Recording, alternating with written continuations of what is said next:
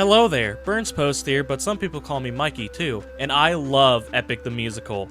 It's such a good musical, and I can't really say that there's a bad song in it, or at least an unfun song to listen to. However, upon my many listens of Epic, I picked up on a running line, and that is the waiting line. And I've come to realize that waiting is kind of like the hidden villain in Epic, or at least an antagonist of Epic. So today, I'm going to be talking about the waiting line in each song it appears in and how they connect. So, first things first, what is Epic the Musical? Well, Epic is a retelling of the Odyssey through song. It is a story about a man named Odysseus trying to get home after staying away for 10 years because of the Trojan War. Odysseus has to go through many islands, gods, monsters, and challenges to get home. If you like history or Greek mythology, I'd like to say to give it a listen. Alright, so what's the first song that the waiting line actually appears in? Well, it's actually Full Speed Ahead, and it's when Odysseus sings about the things waiting back home for him. First, it's the island of Ithaca waiting, and then it's his kingdom waiting, and then finally it is Penelope who's waiting for him. And in Full Speed Ahead, it is sung more exciting and more fun opposed to how it's sung later on. But it shows to me that at least this is what the people back in Ithaca are doing while Odysseus is out at sea. They're waiting for him to return. His kingdom is waiting for their king, and Penelope is waiting for her husband to return. It sets up the idea that people are waiting for Odysseus. Besides that, it's not too meaningful in Full Speed Ahead, but that changes very differently in the next song it appears in. The underworld is when the waiting line appears again. In the underworld, it's unexpected, and it's because the person who sings it did not get mentioned until this point in the musical, and that person is Odysseus' mom. She sings the waiting line, and it's a heartbreaking discovery for Odysseus that his mom died waiting for him, and this is what makes the waiting threat a threat to me in the musical. Odysseus' line of "he took too long" shows that. If he takes any longer, more of his loved ones could die waiting for him, and after this point in the musical, the waiting line comes up more often, and it's actually whenever Odysseus is near death, like in Love in Paradise.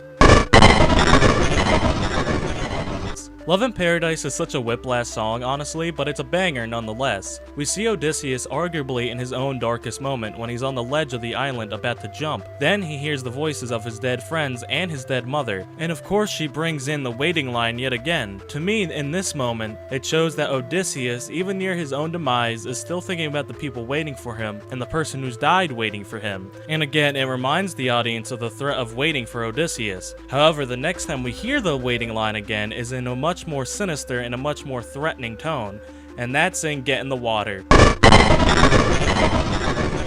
Get in the Water is such an awesome song, but how it uses the waiting line is so sinister and cool. It's at the end of the song when Odysseus is getting drowned by Poseidon, and the voices of his dead loved ones appear yet again, and Odysseus' mom is the first one to start singing the waiting line. However, all the soldiers and friends Odie has lost start singing it too, slowly pulling Odysseus down into the water. It's like they're telling him that he kept them waiting for too long, and now it's time for him to die like the rest of them. To me, it shows the full threat of waiting, that Odysseus is out of time and he needs to act fast, and the next song to use the waiting line reinforces the idea that time is running out, and that song is The Challenge.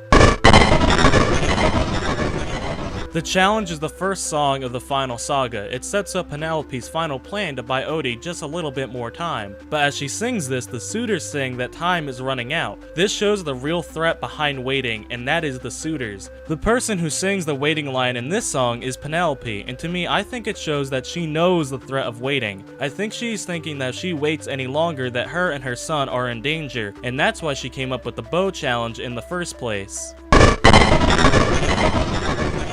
The last song to use the waiting line is Would You Fall in Love With Me Again? And it's such a beautiful love song, and it defeats the waiting threat. Now in this song, Odysseus and Penelope both sing the waiting line. However, I think the one that beats it is Penelope. She sings the line 8 times, and after she sings them, she says to Odie that she's been waiting for him, not just love like Odie was thinking. She defeats the threat of waiting to Odysseus because she reassures him that she still loves him and will always love him no matter what he's been through or what he's done. It's a satisfying end to the whole musical, but also the waiting line in general. It makes the line come full circle too. To remind you guys, the first time we hear the line is in Full Speed Ahead when Odysseus sings that Penelope is waiting for him. Then the line gets flipped in this song when Odysseus sings that Penelope is waiting for love. Then she flips it back when she corrects him, saying she was waiting for him the whole time. But yeah guys, that's all I got for Epic for now. It was super fun to talk about Epic in a long form on this channel, but what do you guys think of this take? Do you guys think I'm right to think there's more to the waiting line, or am I just reading too much into it?